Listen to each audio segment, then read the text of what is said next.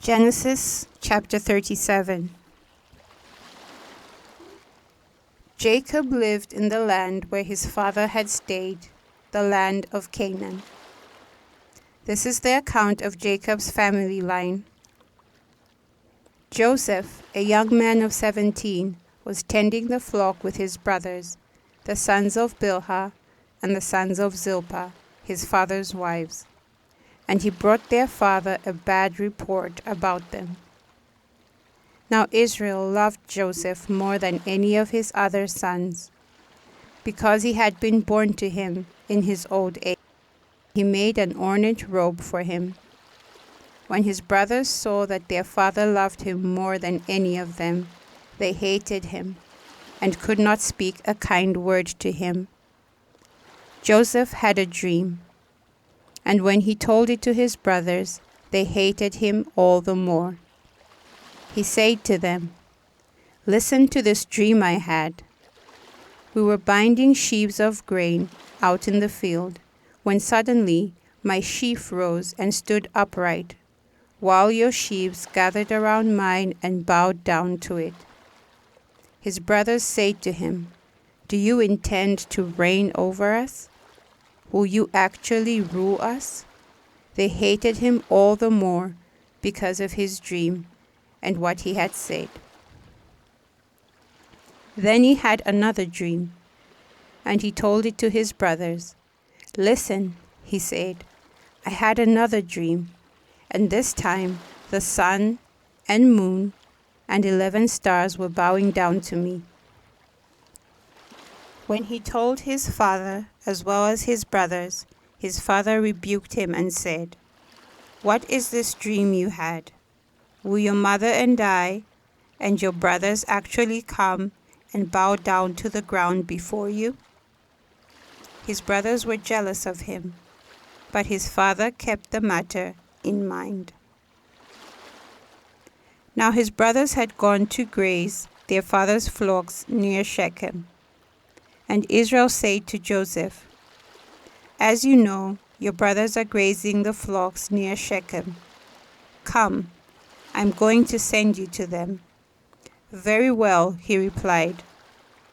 So he said to him, "Go and see if all is well with your brothers and with the flocks, and bring word back to me." Then he sent him off from the valley of Hebron. When Joseph arrived at Shechem, a man found him wandering around in the fields and asked him, "What are you looking for?" He replied, "I'm looking for my brothers. Can you tell me where they are grazing their flocks?" "They have moved from here," the man answered. "I heard them say, 'Let's go to Dothan.'" So Joseph went after his brothers and found them near Dothan. But they saw him in the distance, and before he reached them, they plotted to kill him. "Here comes that dreamer," they said to each other. "Come now, let's kill him and throw him into one of these cisterns, and say that a ferocious animal devoured him. Then we'll see what comes of his dreams." When Reuben heard this, he tried to rescue him from their hands. "Let's not take his life," he said. "Don't shed any blood. Throw him into the cistern here in the wilderness, but don't lay a hand on him." Reuben said this to rescue him from them and take him back to his father. So when Joseph came to his brothers, they stripped him of his robe, the ornate robe he was wearing, and they took him and threw him into the cistern. The cistern was empty. There was no water in it. As they sat down to eat their meal, they looked up and saw a caravan of Ishmaelites coming from Gilead.